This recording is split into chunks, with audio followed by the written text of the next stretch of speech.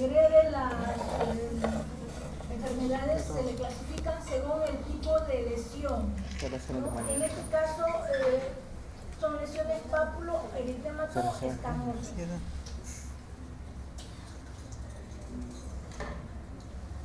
Este es un conjunto heterogéneo de enfermedades de la piel que presentan pápulas o placas eritematoso-escamosas que afectan epidermis y dermis superficial, dermis papilar. En la epidermis es donde se centraliza el tipo de lesión. Hay una alteración en la queratinización con sobreproducción de escamas y la inflamación surge como respuesta inflamatoria en la dermis.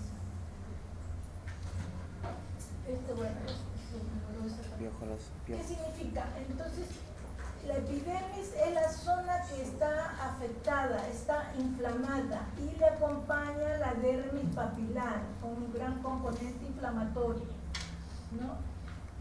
¿Y qué patología vamos a ver? Entonces, todas estas enfermedades se caracterizan porque son pápulo, placas, eritematoso-escamativas. Dentro de ellas está principalmente la psoriasis. Puede ser la parasoriasis, pitiriasis liquenoide, las erythrodermias, el líquen plano, pitiriasis rosada, dermatitis seborreica, pitiriasis rubra pilaris, sífilis secundaria y la micosis fungoide. Existen otras patologías, pero estas son las enfermedades más frecuentes que solemos ver. Vamos a ir describiendo las más frecuentes, ¿no? Comenzamos con el líquen plano. ¿Qué significa líquen? El líquen plano es una enfermedad inflamatoria frecuente que puede afectar a la piel, a las mucosas, a uñas y a pelo. Estas se caracterizan por ser unas pápulas poligonales aplanadas, pueden ser también eritematoso-violáceas. Su característica es el color violáceo. Ustedes van a ver, según el tipo de coloración, cuando es violáceo es que está la pigmentación, el pigmento está en la dermis. Cuando es marrón, el pigmento está en la epidermis. Estas lesiones poligonales son simétricas. Se localizan sobre todo en miembros superiores, ¿no? También puede haber en genitales, en miembros inferiores, pero en menor cuantía. Su característica es que son sumamente pruriginosas.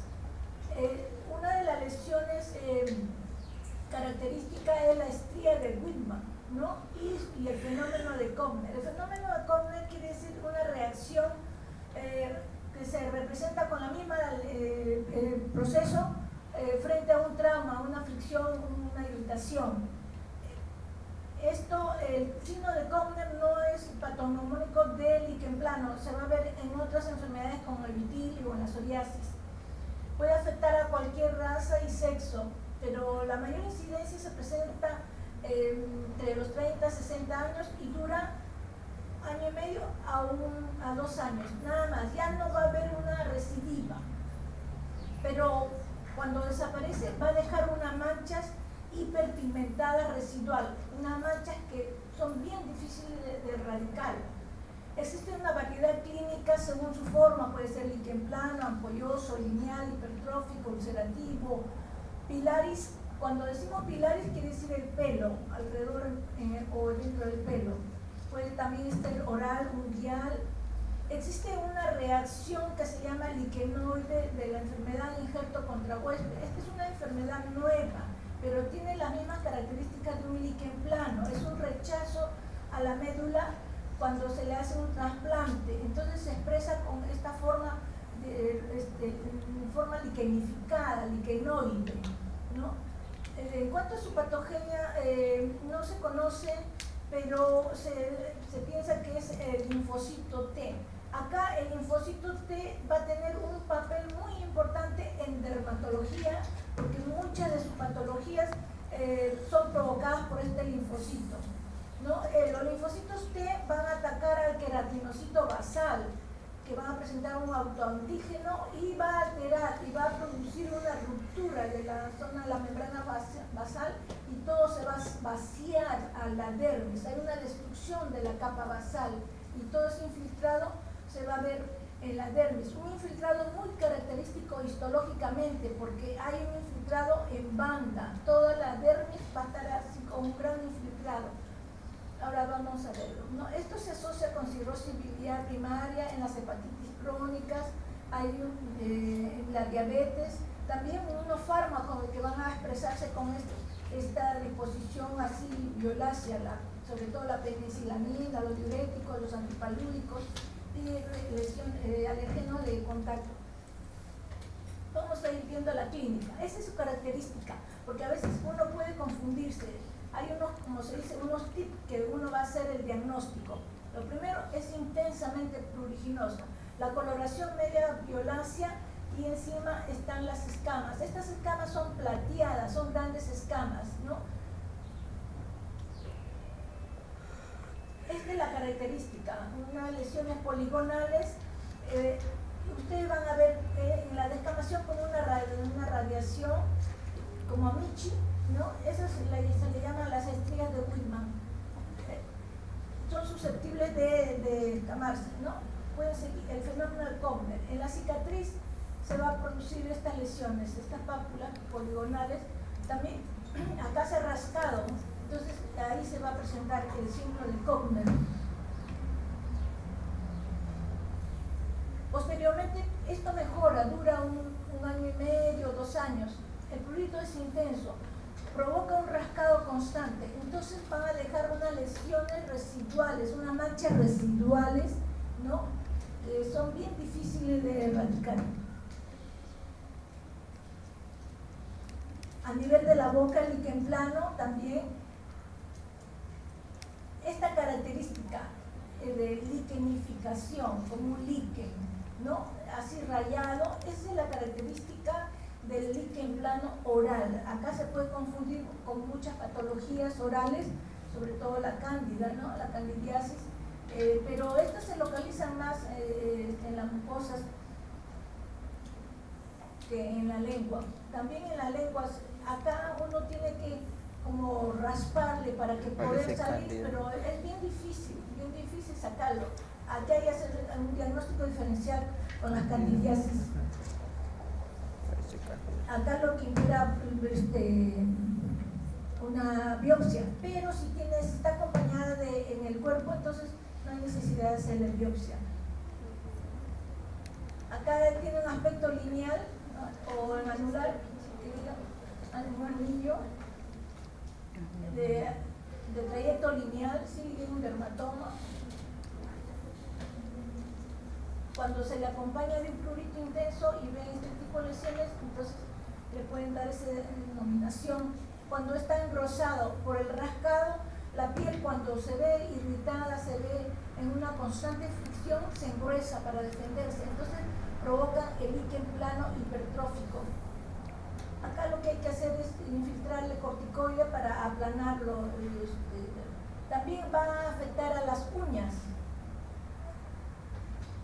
Siempre revisen en las uñas a estos pacientitos y hay una característica muy típica en la uña, en el líquen plano, el llamado terigio. Entonces se va a ver como una micolisis, pero con un trayecto, una forma triangular, ¿no? Un terigio. Esa es la característica del líquen plano en la uña. ¿Cómo es la histología?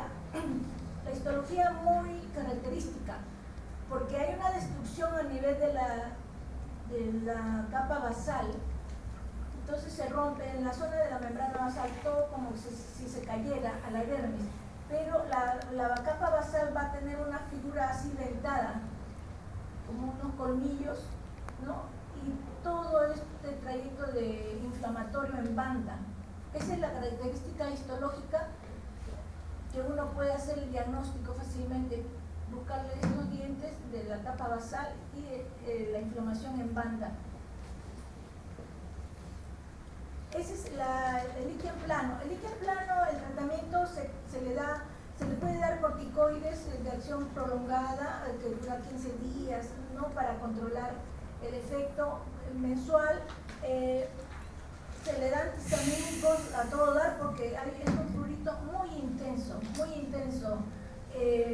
y cuando están esas lesiones hipertróficas se le puede infiltrar. Ustedes saben los efectos del corticoide. El corticoide puede atrofiar un tejido, entonces le podemos poner cada 15 días una observación por 3 meses.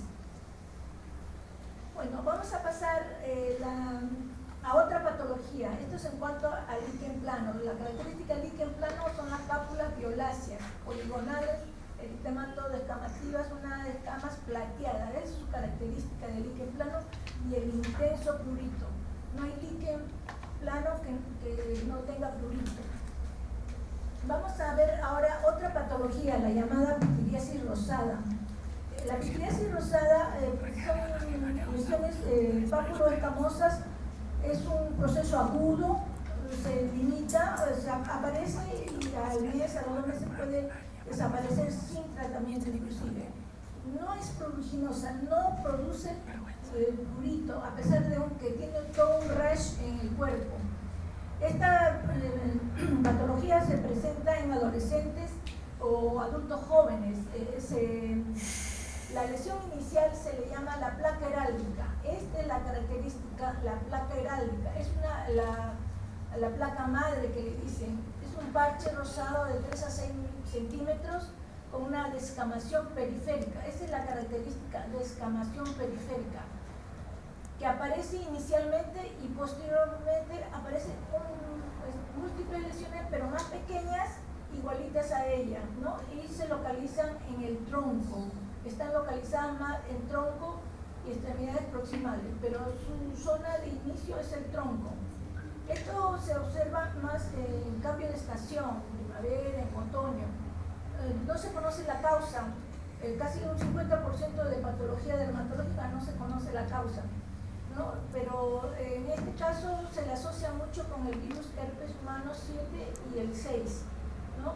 Puede persistir 6 o 8 semanas y puede desaparecer espontáneamente.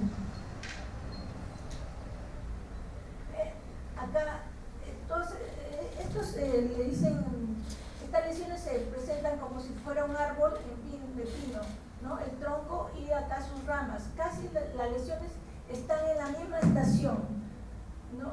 Están distribuidas como un pino y hay que buscarle la placa madre. Esta podría ser, que es la más grande. Esta es la característica, son lesiones lenticulares y hay una descamación periférica. Esta es la descamación periférica, es bien característica, ¿no? Casi hay una descamación. Cuando ven ustedes, un eritema significa agudo. Cuando ya ven que están oscuros, quiere decir que están secándose, involucionando, están mejorando, se podría decir, ¿no? Esa es la característica de la pitiriasis rosada de Gilbert. Ahora, ¿qué importancia tiene la pitiriasis rosada? La pitiriasis rosada se confunde con muchas patologías que tienen un rash. Puede ser una intoxicación medicamentosa, una reacción adversa a medicamentos, un RAM, se podría decir. En este caso, acá no hay RAM, no hay picazón, no hay prurito. En el RAM hay un prurito intenso.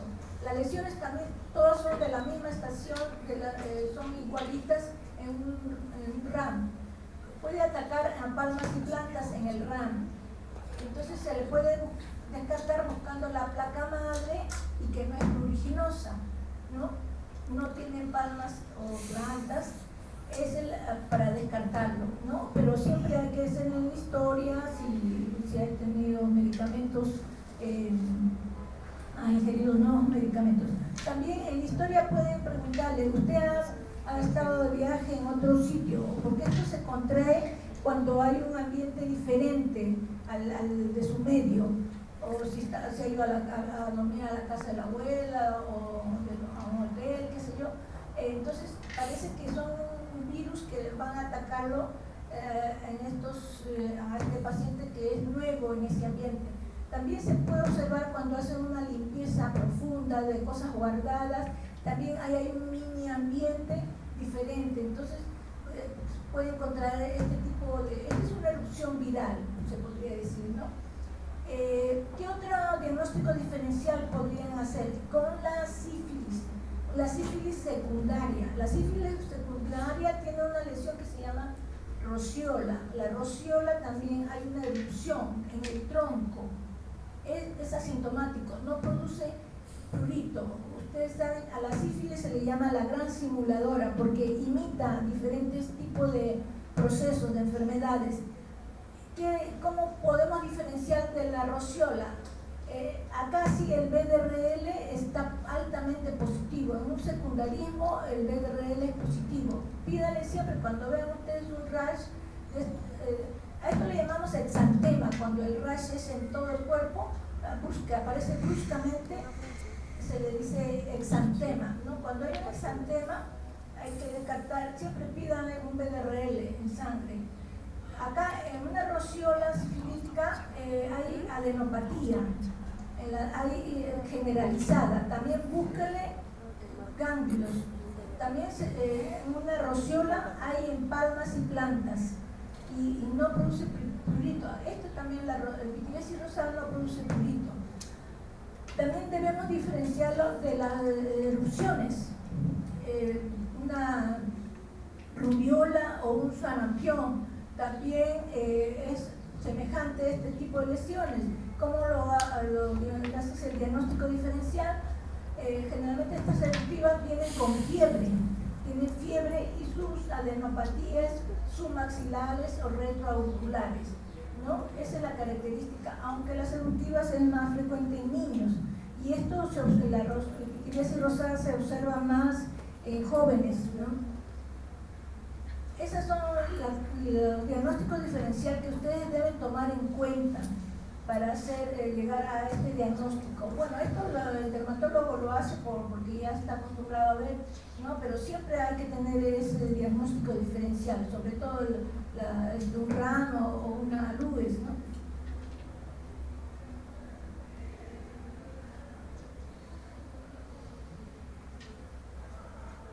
Este ya lo hice.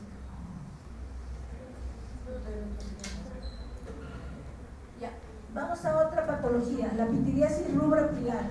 Pitiriasis significa descamación, rubra significa rojo y pilar significa pelo.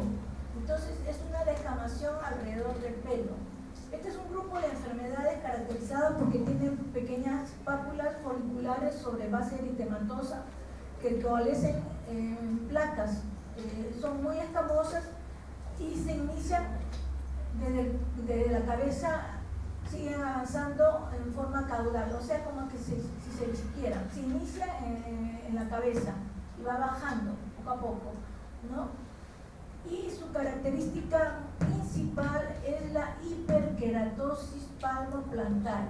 No hay pitiriasis rubra pilar si no hay hiperkeratosis palmoplantar. Es rara y crónica y puede afectar en cualquier edad.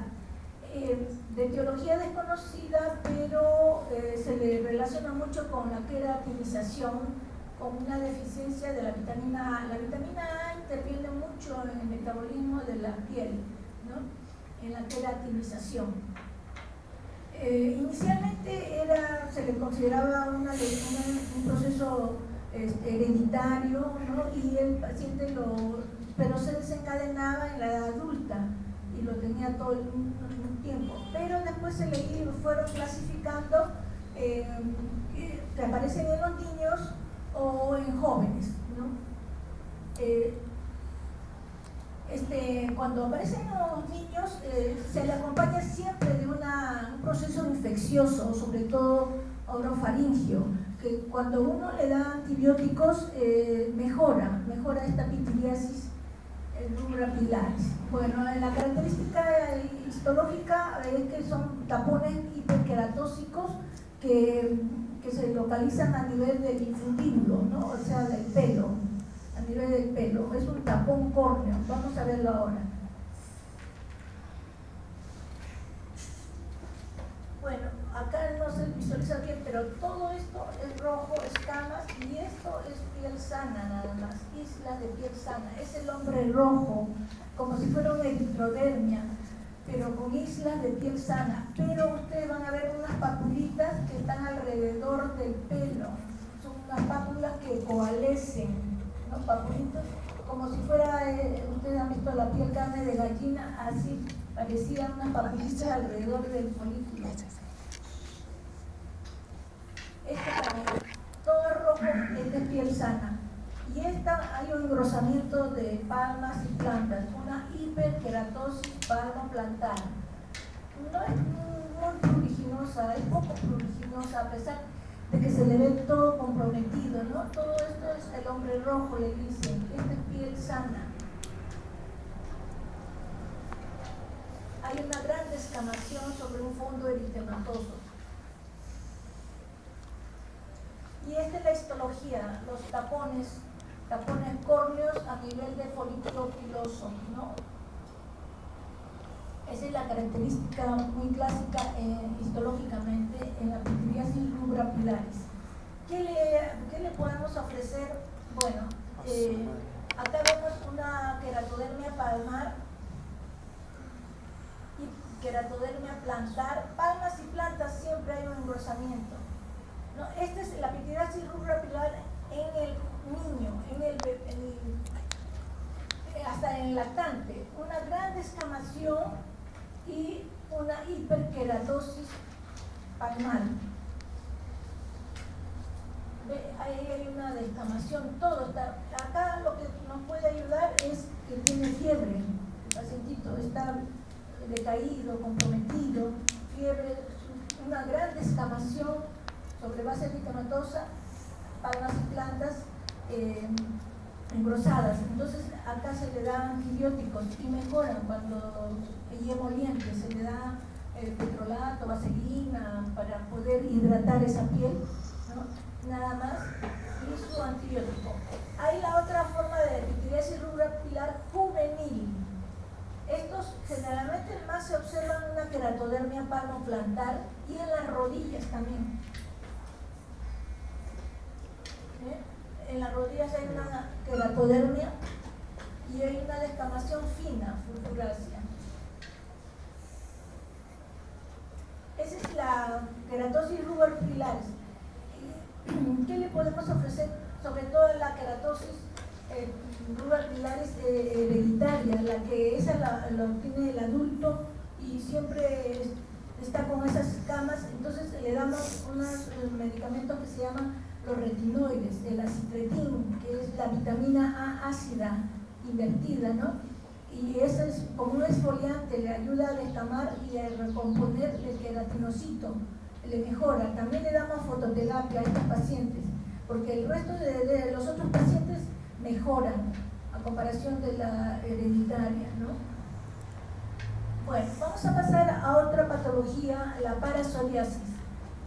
La parasoriasis se dice parasoriasis porque se asemeja a la psoriasis. Es una erupción de placas persistente, uniforme, que afecta tronco y extremidades.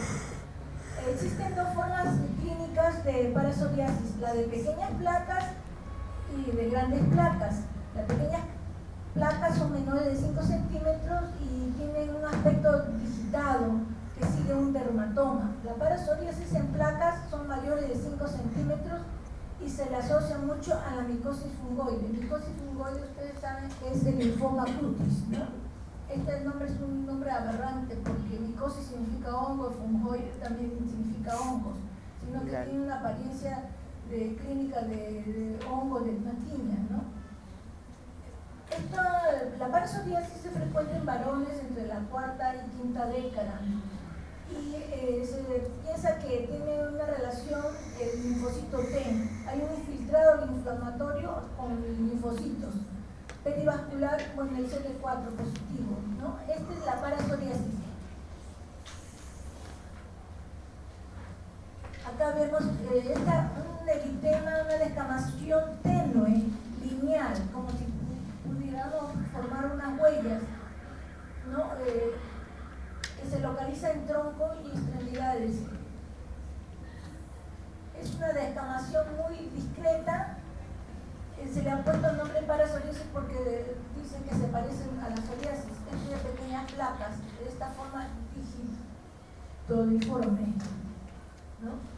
Son discretamente pruriginosas, a veces pueden pasar desapercibido. ¿Cuál es la importancia de la parasoriasis? Este es ya en placas más grandes, este es en grandes placas. Hay un eritema, una descamación fina ¿no?, que constantemente presenta estas lesiones ligeramente pruriginosas. La importancia de la parasoriasis es que puedan degenerar en micosis fungoide. Micosis fungoide ya son grandes placas eritematodescamativas, ¿no? Es el linfoma cutis que ataca de inicio a la piel, ¿no?, y posteriormente ya se hace sistémico, pero la micosis fungoide va a seguir unos procesos. Esta es la historia clínica de un linfoma cutáneo, de una micosis fungoide.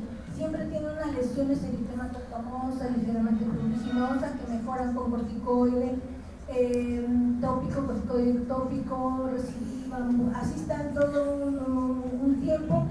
En estos casos, en estos pacientes hay que hacer biopsia, porque de repente ya se transforma en una micosis fungoide. Cada vez que tengan estas lesiones se le debe hacer biopsia, porque puede ser que ya se haya transformado en micosis fungoide, en un linfoma cutis.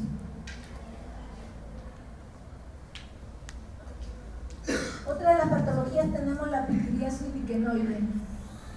En la parasoriasis lo que hacemos es darle corticoides tópicos, o también le damos fototerapia, rayos de luz ultravioleta. Cuando ya está generalizado se le puede dar fototerapia, si no corticoides y antihistamínicos para inhibir esa inflamación. Generalmente se maneja con corticoides tópicos. La pitiriasis liquenoide es una dermatosis adquirida e idiopática que cursa con exacerbaciones, es muy recurrente durante varios años. Se le conoce de dos formas: la pitiriasis liquenoide aguda, o llamada pleba, que significa pitiriasis liquenoide y varioliforme aguda. ¿Por qué le dicen esto? Porque estas lesiones se transforman como si fuera una varicela, lesiones al final, ¿no?, con una depresión central. Son pápulas que se localizan en tronco, muslos, brazos, que evolucionan en vesículas con una necrosis central y dejan una cicatriz varioliforme. Esa es la característica del pleba, ¿no? Y la pitiriasis liquenoide crónica son las mismas erupciones, pero que lo tienen en forma recidivante y no hay necrosis. La característica es que no hay necrosis ni cicatrización. Tampoco no se sabe su etiología, pero se le relaciona mucho con procesos infecciosos, nosoplama, viral o microbios del estafilococo aureus. Es como si fuera una reacción inmune frente a una infección y que se traduce en la piel. Vamos a ver estas lesiones lenticulares descamativas que van a tener esa disposición con una cicatrización central tipo varioliforme, ¿no? Dejan una costra con una cicatriz en el centro, el pleba, el famoso pleba. Son pruriginosas porque el paciente está que se lo rasca, produce coreación y una cicatrización. Bueno, esto es a grosso modo de los procesos frecuentes que se va a ver, pero no tan frecuente como se va a ver en la psoriasis. Acá no vamos a detener para poder describir con mayor precisión la psoriasis. La psoriasis es una enfermedad inflamatoria hiperproliferativa de la piel, es crónica, recidivante, que cursa con brotes de placas eritematoescamosas y que adoptan diversos patrones clínicos. No se conoce la causa, pero hay una tendencia hereditaria y también puede observarse en las articulaciones o en las uñas. En estos últimos 10 años, en los estudios que se han realizado, se le ha encontrado que el factor etiológico, mediante estudios, han encontrado que es el linfocito T. El linfocito T juega un papel muy importante en la piel, es epidermotropo, le gusta la epidermis, le gusta la piel. En cambio, los linfocitos B es más sanguíneo, ¿no? Entonces, todo lo que se va a hablar más es de los linfocitos T. Incluso el linfoma cutáneo es a partir del linfocito T, ¿no? Existe unos linfomas tipo B, pero es un poco frecuente, ¿no? Los linfocitos T, ellos son los policías, los que van a producir las inflamaciones, los que se van a actuar sobre el antígeno. Entonces, ahora la psoriasis está considerada como una enfermedad inflamatoria de carácter autoinmune.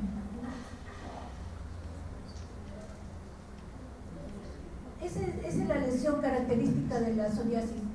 Son placas, eritemas escamosas. Acá el eritema no se ve porque está cerrado con las escamas. Estas escamas son grandes, plateadas. Es simétrica. Las lesiones aparecen en forma simétrica, en zonas extensoras. Esa es su característica clínica en la psoriasis. La incidencia es de 1 al 3% en la población mundial. Puede observarse en todas las razas, aunque es excepcional en los negros, baja en japoneses, esquimales. Está ausente en los aborígenes. Afecta al hombre y a la mujer por igual. Se inicia en cualquier edad, pero se han detectado 2 picos. Esto, generalmente la psoriasis es más del adulto, ¿no? Y hay 2 picos, a nivel de los años de 20 a 30 años y la otra a 50 a 60 años. Se puede ver en niños, pero es menos frecuente, ¿no? Cuanto más temprano se instala esta enfermedad, es más severa, es más difícil su tratamiento. El lactante es excepcional. Se puede observar la llamada psoriasis en el área del pañal y también se ha descrito psoriasis congénita, pero son cosas raras. Hay la psoriasis en lactante. Acá uno cuando ve se puede confundir y puede decir que puede ser una dermatitis seborreica, que es lo más frecuente en los lactantes, pero uno palpa estas placas y son unas placas gruesas. Ahora vamos a ver cómo diferenciamos de la dermatitis seborreica. Las escamas de la dermatitis seborreica son pequeñas, grasosas, amarillentas. En cambio estas son induradas, ¿no? Escamosas.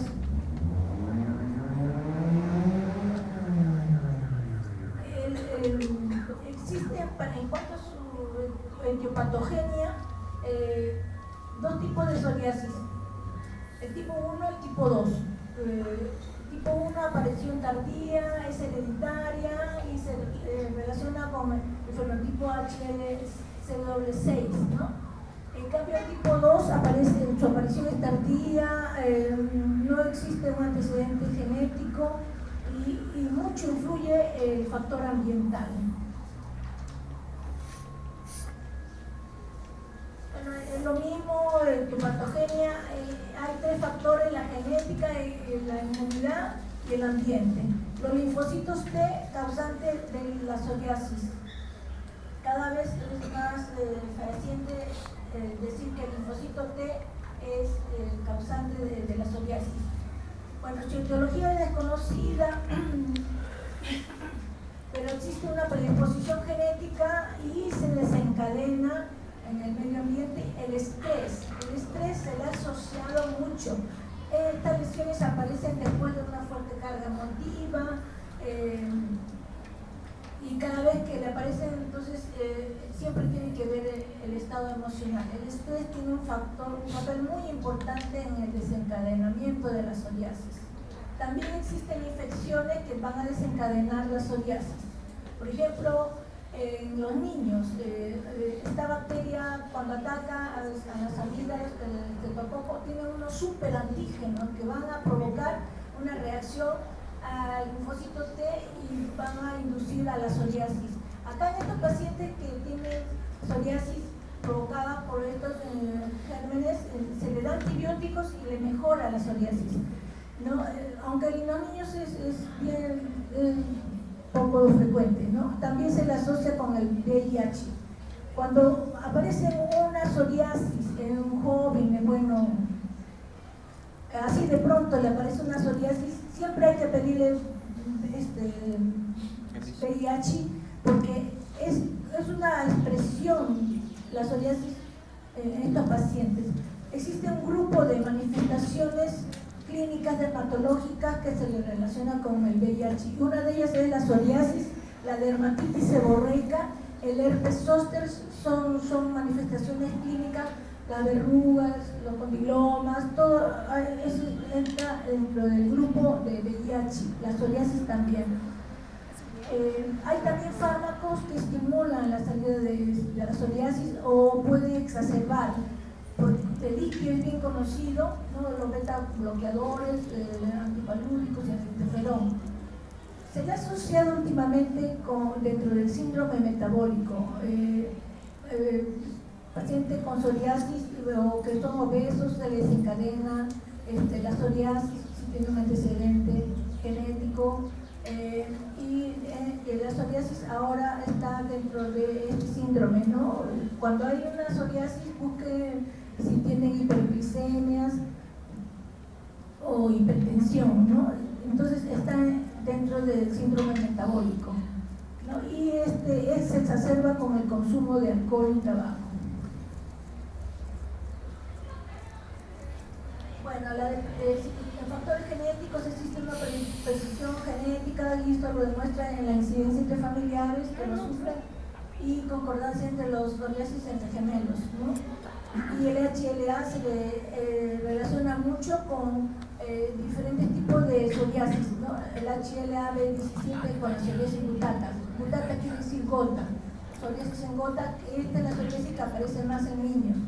Y la HL27 más se observa en las actividades psoriásicas o psoriasis pustulosa.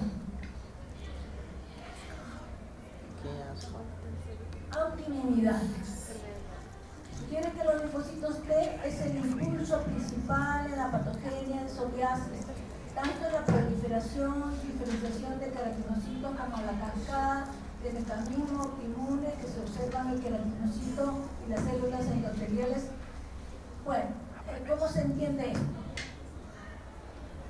Vamos a ver, acá. Existe, bueno, la epidermis su verdadera función es de protección, evita que ingrese cualquier microorganismo. Aquí existen las células de Langerhans, que son como policías que están nadando, sobrenadando en la epidermis, y ellas son presentadoras antigénicas ante el linfocito. El linfocito es el guardián inflamatorio. Entonces, ¿qué hace el linfocito? El linfocito T va a estimular llamando a todo el componente inflamatorio. Va a estimular a los vasos y a las células endoteliales para que provoquen una inflamación frente a ese antígeno. Entonces, se va a producir una vasodilatación numerosa. Las papilas significa donde están los vasos. Producen una papilomatosis. La papila viene a ser la dermis que entra a la epidermis y ahí está el componente vascular, ¿no? Entonces, es tanta la papilomatosis que llega hasta la capa córnea, la papila. Estas son las crestas epidérmicas. ¿Qué hace también? Estimula el queratinocito, el linfocito, para que también reaccione frente a una inflamación, frente a un antígeno que no sabemos qué. Entonces, los queratinocitos van a producir las moléculas proinflamatorias, las citoquinas, el factor de necrosis tumoral, y va a provocar una inflamación. Ya le dije, la epidermis, ¿qué hace cuando se siente irritada, lesionada? Lo que hace es engrosarse. Entonces hay una proliferación celular tan intensa para engrosarse. Ustedes ven esa placa es eso, un engrosamiento de la epidermis. Entonces se está defendiendo frente al agresor, se está multiplicando. El ciclo vital normal de la capa basal hasta la capa córnea demora 28 días. En una psoriasis demora 3-5 días. De tal manera que van a salir unas células inmaduras a la capa córnea. La capa córnea, ustedes saben, no tiene núcleo. Entonces, en una psoriasis sí hay núcleo en la capa córnea, ¿no? Entonces, es una célula inmadura. Esta producción celular, hiperproducción celular, es regular, no es irregular, porque si no sería ya un cáncer, ¿no? Entonces, es regular, pero es inmadura. O sea, todos los componentes inflamatorios comienzan a ser estimulados por el linfocito T y va a provocar estas lesiones. Porque esas escamas que ustedes ven es solamente la reproducción exagerada de capa de Malpich, que va a transformar en capa córnea y va a producir la llamada hiperkeratosis. Hiperkeratosis es engrosamiento de la capa córnea que se manifiesta como las escamas, esas escamas que van a ver. El color rojo, el eritema, es por la vascularización, ¿no? Entonces, por eso es que se le dice que la psoriasis está considerada como un proceso autoinmune que es provocada por el linfocito T. Y hay otros factores, bueno, el genético, el ambiental, para producir todo este componente inflamatorio. Entonces son tres factores, la genética, los linfocitos, la inflamación y los estímulos externos, ambientales, ¿no? Genes, ambientes, igual lo mismo. El cuadro clínico. Estas son lesiones pápulo-escamosas eritematosas bien demarcadas que varían de 1 a 20 centímetros, aspecto ovalado, circular, policíclico. Bueno, está rodeada por el anillo Voronov y se descama de forma blanca, plateada, ¿no? Cuando uno hace un raspado. Ese raspado se le llama el signo de la mancha en vela, porque las escamas van saliendo, ¿no? Así igual como si uno raspara la vela, así van saliendo las escamas. Y el signo patoneumónico de la psoriasis es el signo de Auspitz, positivo o rocío sangrante. Ahora le voy a decir qué significa eso. Su distribución clínica es simétrica, igual.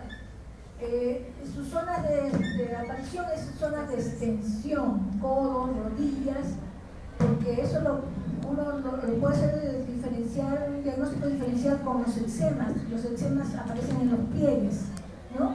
Su sitio entonces es codo, rodillas, así se inicia. La psoriasis es un proceso crónico que se inicia poco a poco, aparece en los codos, posteriormente en las rodillas, en la cabeza, así pasan años con lesiones en esa zona. Lo importante es que respeta cara, no ataca cara, sino al último, cuando ya hay una eritrodemia, cuando ya todo está invadido, ¿no? También afecta las uñas, un 10 a 78% va a producir un trastorno del lecho unguial, en la matriz del lecho unguial, y se va a ver una clínica característica, la mancha de aceite, el dedo cendedal, hay una onicolisis o hipertrofia distal. Vamos a verlo. Este es el signo de Auspitz. Ustedes vieron que había una papilomatosis. La papila se metía hasta la capa córnea. La papila es donde hay los vasos. Uno raspa hasta el final, sacando toda la capa córnea, y se va a ver este punteado. Este punteado son puntitos.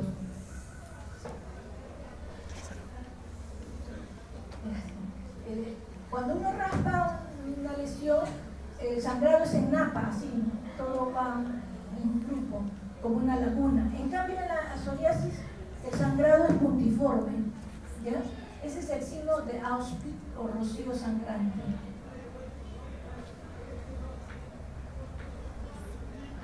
Entonces vamos a ver diferentes formas de clínicas de la psoriasis en placas.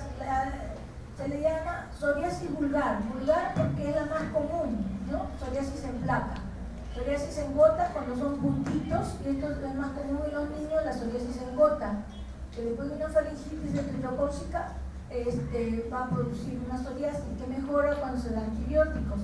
La psoriasis pustulosa y la psoriasis eritrodérmica son estados agudos de una psoriasis generalizada. En la psoriasis pustulosa se observan pústulas, ¿no? Esta pústula, bueno, el consumus, esta temática, y la psoriasis eritrodérmica es el hombre rojo, todo está eritematoso y escamoso, y hay isla de piel sana. Esta psoriasis eritrodérmica se acompaña de fiebre, puede haber adenopatías, ¿no? Ustedes tenemos el ejemplo de eritrodemia, ¿no? Entre ellas está una causa por psoriasis. Hay una eritrodemia en Gamblé que le dicen, o sea, que bruscamente aparece, y ahí uno no sabe de qué tipo de enfermedad ha venido, porque la eritrodemia es un síndrome, ¿no? Tiene diferentes patologías, es un estado agudo, grave, un proceso, ¿no? Dentro de eso está la psoriasis. También tenemos otra forma, la psoriasis inversa, donde se observa en las lesiones en pliegues, ¿no? En la axila, ingles, malar, interglúteo.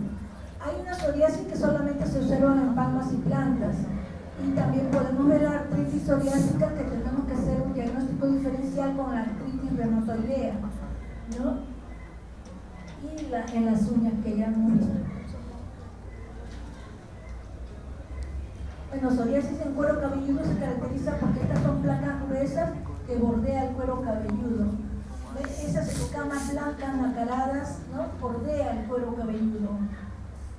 Vamos a diferenciarlo. ¿Qué enfermedades se producen en el cuero cabelludo? Porque la psoriasis puede ser solamente tenerla en el cuero cabelludo. Entonces tiene que hacer forzosamente con un diagnóstico diferencial con la dermatitis seborreica. La dermatitis seborreica es una inflamación a nivel de las glándulas sebáceas. También las lesiones están en el borde del cuero cabelludo.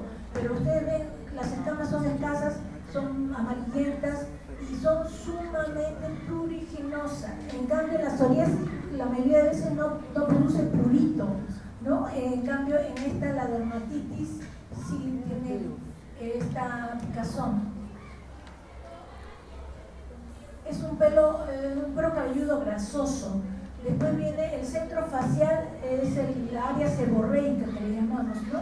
Hay una inflamación, un eritema malar, descamación, sus escamas son finas. También aparece en el pecho, en el centro del pecho y espalda, es un eritema de descamación grasoso, seborreico que le llaman, ¿no? Esa es la característica de la dermatitis seborreica. Últimamente ya está en aumento, como les dije, es una de las patologías que se observan con mucha frecuencia en el HIV, ¿no? Ya cuando está en el proceso de SIDA, para SIDA.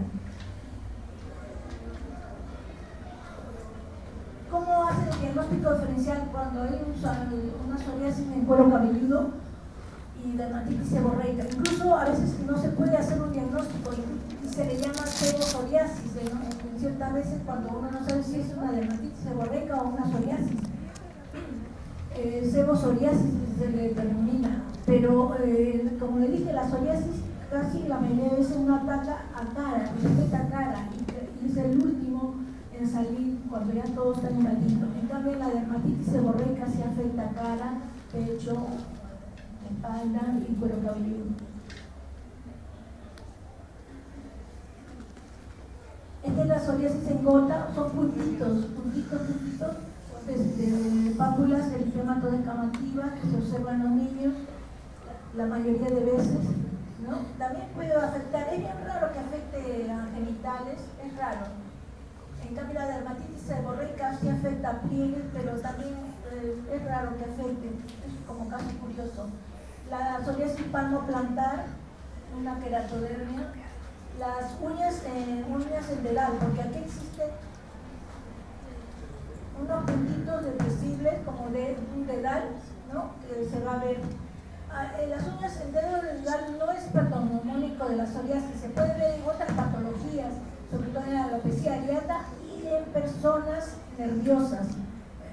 Obsérvense si tienen estos puntitos. Esto suele suceder cuando personas muy ansiosas, ¿no? Parece que se recorta la irrigación y entonces ya deja de crecer la uña. También en la derrame en cera o mancha en aceite, son manchas amarillentas que pueden confundirse con las tiñas, ¿no? Hay una mitolisis, destrucción de la uña. Bueno, la psoriasis generalizada, cuando ya afecta todo el sistema, son placas, ¿no? Bueno, hay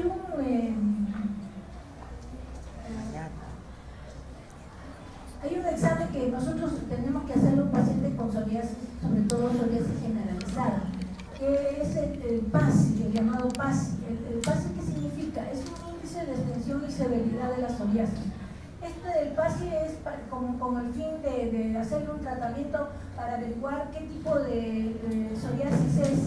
¿no? Para darle un tratamiento, si puede ser un tratamiento leve, con tópico o sistémico. Entonces, el paciente se va evaluando cómo tiene la cabeza, el tronco y extremidades. Y se evalúa el eritema, la infiltración y la descamación. Es del 0 al 4. Por ejemplo, en la cabeza, cómo está descamado, se pone si uno piensa que es poco, se pone 1, o si no tiene nada, 0, ¿no? Y se va sumando y hay una constante, ¿no? Que va a salir. Esto es para efectos más de tratamiento, ¿no? Por ejemplo, se considera una psoriasis leve cuando tiene menos de 10, psoriasis moderada de 10 a 20 y psoriasis severa cuando tiene un PASI mayor de 20, ¿no? El índice de severidad de la psoriasis, el índice del PASI. Y cuando nosotros hacemos tratamiento tenemos que hacer un PASI después de 3 meses de tratamiento, y sobre todo si es un tratamiento sistémico o si se está usando los biológicos. Ese es un tipo de psoriasis pustulosa. Ustedes van a ver unas pústulas. Estas pústulas son asépticas, no hay germen acá, sino es una reacción inflamatoria muy aguda. La psoriasis pustulosa más se observa en pacientes que están usando mucho corticoides, sobre todo corticoides sistémicos. Nosotros usamos mucho el corticoide tópico, pero no el sistémico. Acá una psoriasis le puede borrar un corticoide en 2 o 3 días una psoriasis, pero se hace dependiente. Le vuelve la psoriasis y le vuelve con más fuerza, el doble o el triple, si deja de usar el corticoide. Entonces se hace una dependencia que va a crear una psoriasis pustulosa. Se asocia mucho esta reacción cuando usan mucho corticoide sistémico. Entonces van a ver unas papilitas, el paciente está comprometido, ¿no? Dolorido. La psoriasis inversa, ataca en pliegues. Estas son placas induradas, a diferencia de un eczema. Un eczema es más plano, ¿no?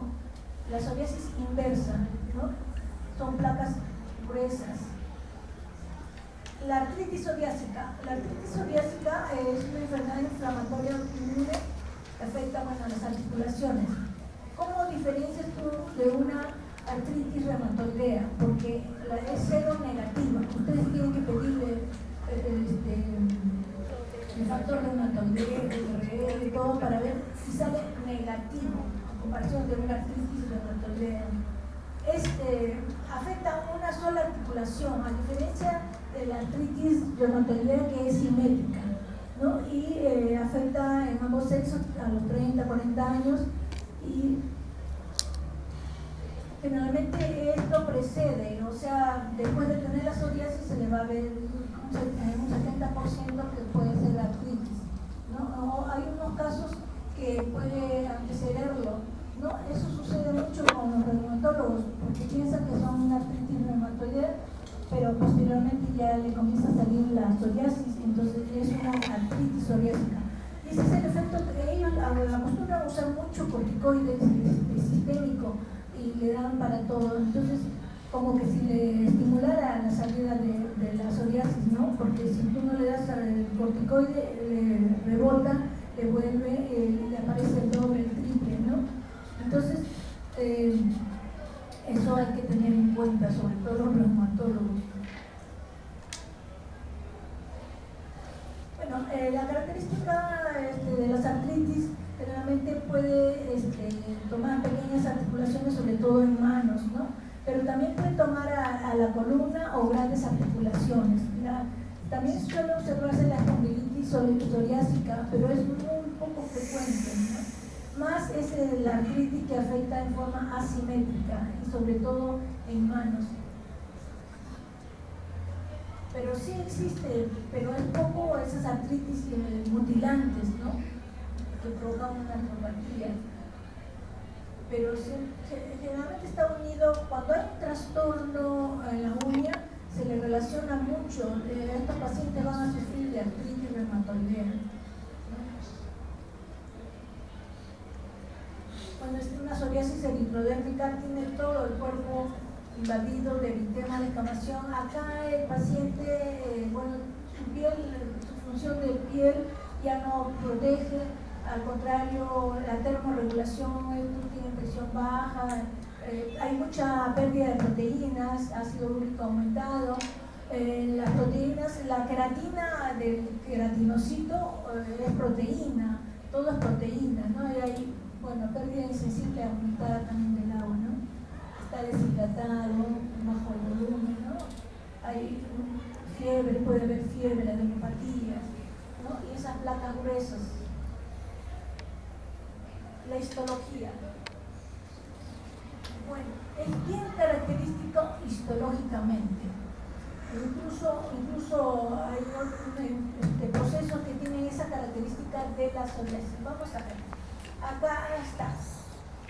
Ya les expliqué cómo era el proceso de la papilomatosis. Entonces esta es la papila que está bien metida hasta la capa córnea, ¿no? Pero también a nivel de los vasos hay una extravasación celular. Los leucocitos, los neutrófilos van caminando sobre la piel y se aposentan en la capa córnea y van a formar los microabscesos de muslo.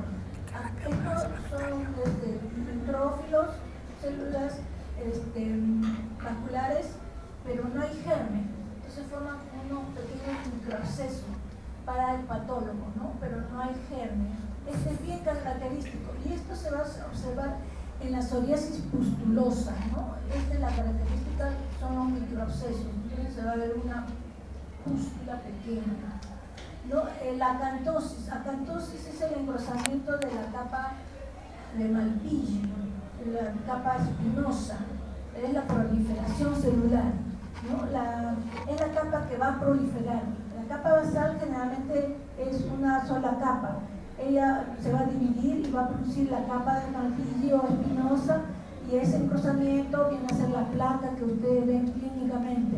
Esto se llama acantosis. Entonces hay papilomatosis, hay acantosis, a veces la capa granulosa desaparece, pero hay una hiperkeratosis, un engrosamiento de la capa córnea.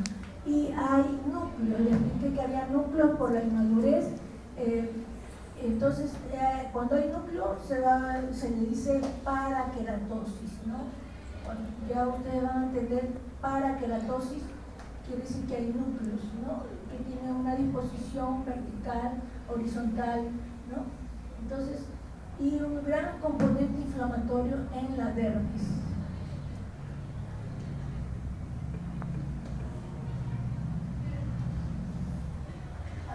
La epidermis es acantósica con acumulaciones focales de electrófilos y linfocitos y se le llama los microabscesos de muslo. La parakeratosis, hay ausencia de la granulosa, hiperkeratosis y papilomatosis. Esa es la característica histológica. Como decía, hay algunos procesos que tienen parecido a esa papilomatosis. Entonces se le expresa, tiene lesiones psoriasiformes, se le dice histológicamente. Las dermis están aumentados, los vasos, ¿no? Son numerosas, de apariencia tortuosa, las células van a migrar a la epidermis.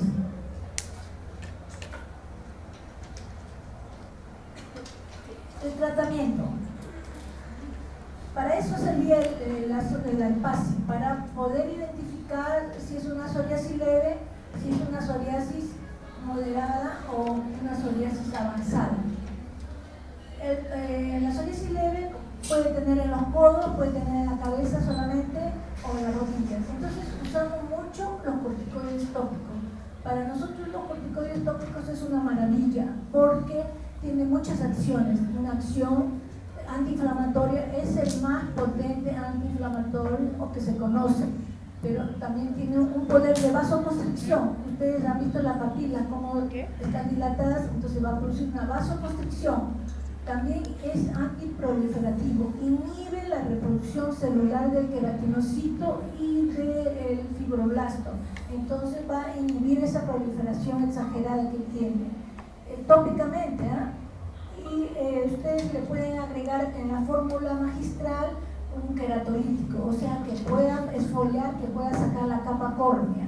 Entonces ustedes pueden hacer una fórmula con ácido salicílico, al 3-5% y se le acompaña de un corticoide tópico. Generalmente usamos corticoide de mediana acción. No sé si han llevado en el bolsillo los corticoides tópicos, ¿no? Pero hay que saber usar. Puede usar un corticoide de mayor potencia y después pasarlo a de mediana potencia para que pueda mejorar. También se ha utilizado el alquitrán de hulla. El alquitrán de hulla derivado del petróleo, pero es un antiinflamatorio, pero es muy sucio, es derivado del petróleo, huele fuerte y la mayoría no lo utilizan. Pero hay una forma de champú que pueden usarlo, ¿no? La antralina igual. También la vitamina D3, el calcipotriol, tienen un efecto antiinflamatorio, pero menor que de un corticoide. Pero lo bueno de esto es que no producen efectos colaterales, ¿no? Los retinoides, el casaroteno recién se está estudiando, se utiliza más para las uñas. En psoriasis moderada o psoriasis avanzada se utiliza más ya medicamentos sistémicos. Dentro de ellos, lo de primera línea es el metotrexate, los retinoides y la ciclosporina. Son los medicamentos de primera línea que se utiliza. El metotrexate tiene un poder antimitótico, es un antiinflamatorio, pero hay que tener cuidado en su uso porque es hepatotóxico. Hay que pedirle análisis de cómo está su hígado, cómo está el sangre, porque es citostático, inhibe tanto en la médula, en el hígado, ¿no? Entonces hay que ver en esos pacientes que no tengan cirrosis, que no hayan tenido hepatitis para darle metotrexate. Los retinoides es lo que más usamos nosotros, es la vitamina A ácida, la secretina, es un queratolítico, exfolia, saca todas las escamas y modula al queratinocito. La ciclosporina también es muy buena, pero hay que trabajarla, utilizarla con pinzas, porque es un gran componente inflamatorio, se utiliza más para la psoriasis pustulosa, pero no se debe usar mucho tiempo. La ciclosporina no lo usamos tanto, sino en casos ya desesperados que ya no se puede usar en el metotrexate retinoide, porque es más se utiliza para los trasplantados, ¿no? También el micofenolato es un medicamento de segunda elección o puede estar acompañado del metotrexate o del retinoide. Esto ya no se utiliza mucho el bexaroteno porque no se le ha visto mucha acción, y cuando ya se han usado metotrexate, o sea, el tratamiento sistémico y también la fototerapia es el tratamiento de los rayos de luz ultravioleta. Los rayos de luz ultravioleta cumplen un papel muy importante en las patologías de la piel. Entonces ellos van a atacar al linfocito. Entonces se le puede dar a una psoriasis generalizada, una psoriasis moderada, fototerapia. Muchos no tienen fototerapia, son pocos los hospitales que tienen cabinas de fototerapia. Entonces generalmente no lo usan. A veces le dicen que haga helioterapia, o sea, recibir el sol en la playa o en su azotea, pero no se utiliza.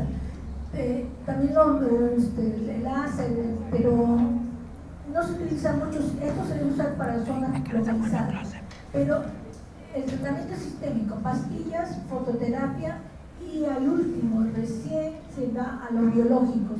Los biológicos, que son sustancias que atacan a los factores, a las promoléculas.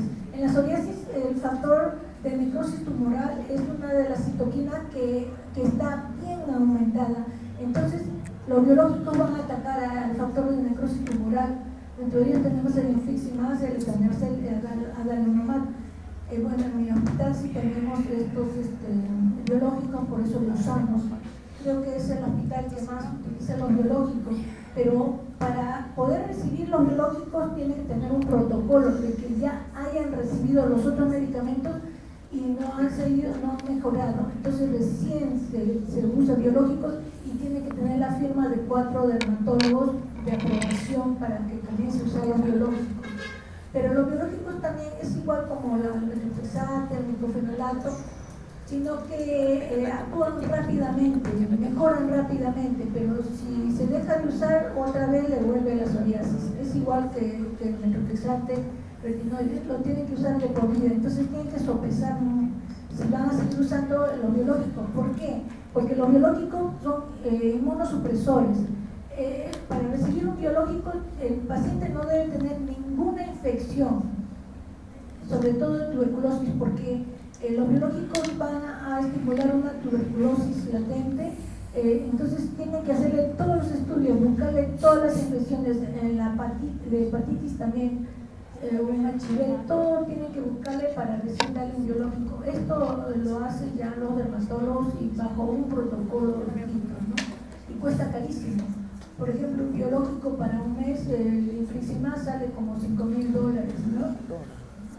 Y el etanercept cuesta, son inyecciones subcutáneas que cuestan $250 cada inyección. Entonces es un presupuesto grande, ¿no? Tienes que pedir préstamo al banco, qué sé yo, para poder usar estos biológicos. Esto ya es una exclusividad del dermatólogo, ¿no?